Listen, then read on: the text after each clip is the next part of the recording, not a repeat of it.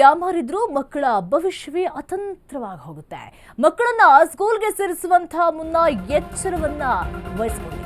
ಪ್ರತಿಷ್ಠಿತ ಶಾಲೆಗೆ ಮಕ್ಕಳ ಸೇರಿಸುವ ಮುನ್ನ ಹುಷಾರ್. ಸಿಲಿಕಾನ್ ಸಿಟಿಯಲ್ಲಿ ತಲೆ ಎತ್ತಿದೆ ಅನಧಿಕೃತ ಸ್ಕೂಲ್.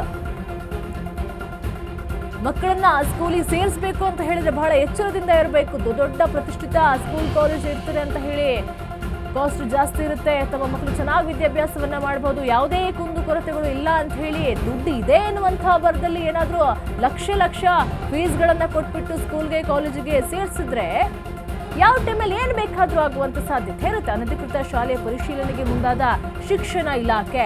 50ಕ್ಕೂ ಹೆಚ್ಚು ಶಾಲೆಗೆ ಶಿಕ್ಷಣ ಇಲಾಖೆಯಿಂದ ಅನುಮತಿ ಕೂಡ ಇಲ್ಲವಂತೆ. ನೋಡಿ, 50ಕ್ಕೂ ಹೆಚ್ಚು ಶಾಲೆಗಳಿಗೆ ಶಿಕ್ಷಣ ಇಲಾಖೆ ಯಾವುದೇ ಒಂದು ಗ್ರೀನ್ ಸಿಗ್ನಲ್ ಅನ್ನು ಕೂಡ ಕೊಟ್ಟಿಲ್ಲ. ಆದ್ರೂ ಕೂಡ ಶಾಲೆಯನ್ನು ನಡೆಸ್ತಾ ಇದ್ದಾರೆ.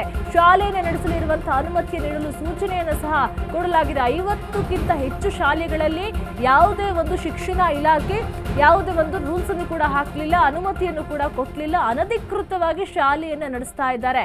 ವರದಿ ನೀಡುವಂತೆ DDPA ಮತ್ತು BEಗಳಿಗೆ ಸೂಚನೆಯನ್ನು ಸಹ ಕೊಡಲಾಗಿದೆ. ಏನಾದರೂ ದುಡ್ಡಿದೆ ಅನ್ನುವಂತಹ ಬರದಲ್ಲಿ ಲಕ್ಷ ಫೀಸನ್ನು ಕಟ್ಬಿಟ್ಟು ಮಕ್ಕಳನ್ನ ಏನಾದರೂ ಸ್ಕೂಲ್ಗೆ ಸೇರಿಸಿದ್ರೆ ಯಾವ ಟೈಮಲ್ಲಿ ಏನು ಬೇಕಾದರೂ ಆಗುತ್ತೆ. ಏನಾದರೂ ಕೂಡ ಶಿಕ್ಷಣ ಇಲಾಖೆಯಲ್ಲಿ ಪರ್ಮಿಷನ್ ಕೊಟ್ಟಿರಲ್ಲ, ಏನು ಮಕ್ಕಳ ಜವಾಬ್ದಾರಿಯನ್ನು ಹೊತ್ಕೊಳ್ಳೋಕ್ಕೂ ಕೂಡ ರೆಡಿ ಇರಲ್ಲ.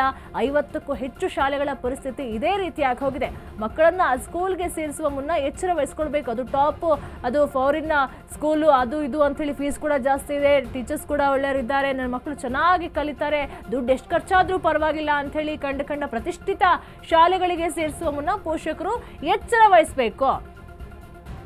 ಅನುಮತಿ ಪಡೆಯದೆ ಶಾಲೆಗಳಿಂದ ಮಕ್ಕಳನ್ನ ಅಡ್ಮಿಷನ್ ಅನ್ನ ಮಾಡ್ಕೊಳ್ತಾ ಇದ್ದಾರೆ. ಅನಧಿಕೃತ ಶಾಲೆಯ ಪರಿಶೀಲನೆಗೆ ಮುಂದಾದ ಶಿಕ್ಷಣ ಇಲಾಖೆ. ನೋಡಿ, 50ಕ್ಕೂ ಹೆಚ್ಚು ಶಾಲೆಗಳು ಇದೆಯಂತೆ. ವರದಿ ನೀಡುವಂತೆ DDPA ಮತ್ತು BEಗಳಿಗೆ ಸೂಚನೆಯನ್ನು ಸಹ ಕೊಡಲಾಗಿದೆ.